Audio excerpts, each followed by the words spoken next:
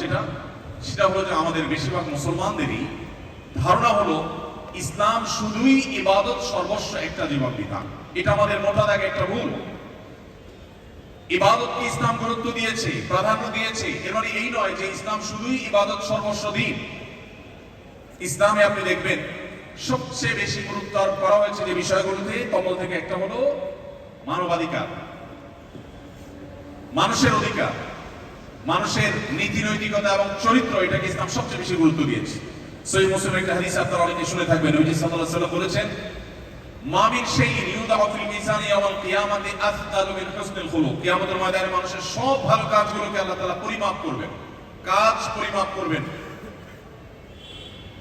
এই হাদিস যখন নবীজি বলেছেন 1450 বছর আগে, তখন সাহাবীদের কাছে এটা বোঝা বেশ কঠিন ছিল। মানুষের ক্রিয়া কর্ম এটা আবার কিভাবে মাপা যায়? মানুষ ভালো করেছে মন্দ করেছে এটাকে আবার পরিমাপ করা যায় কিভাবে? কিন্তু আজ আমরা জানি অনেক কিছুই মানুষ পরিমাপ করতে শিখছে।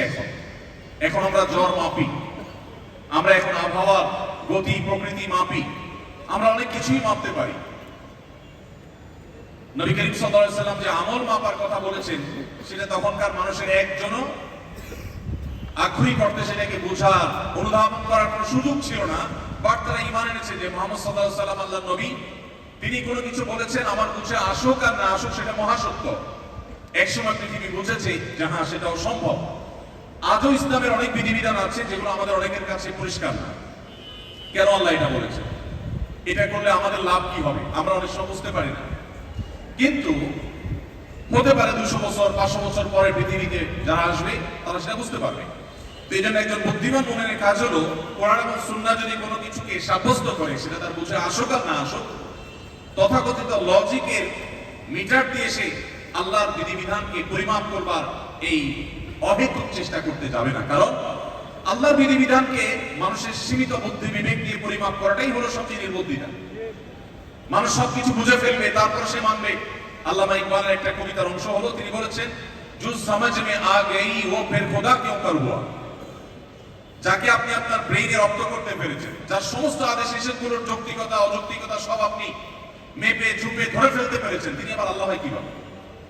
তিনি কিসের আল্লাহ? যিনি আপনার ব্রেইন দ্বারা ক্যাপচার্ড হয়ে গেছেন, আপনি সব কিছু তাকে বুঝে ফেলতে পেরেছেন। আল্লাহ তো সেই মহান সত্তা যার সব আদেশ নিষেধের নিগুড় রহস্য আপনি আবিষ্কার করতে পারবেন না। তিনি এত অসীম যে তার অনেক আদেশ নিষেধের যথার্থতা এটা বোঝার জন্য মানুষকে 1000 বছর অপেক্ষা করতে হবে, আবার কোনো আদেশ নিষেধের যথার্থতা বোঝার জন্য 2000 বছর অপেক্ষা করতে হবে। আবার এমন হতে পারে কোন আদেশ নিষেধের নিগুড় রহস্য মানুষ কিয়ামত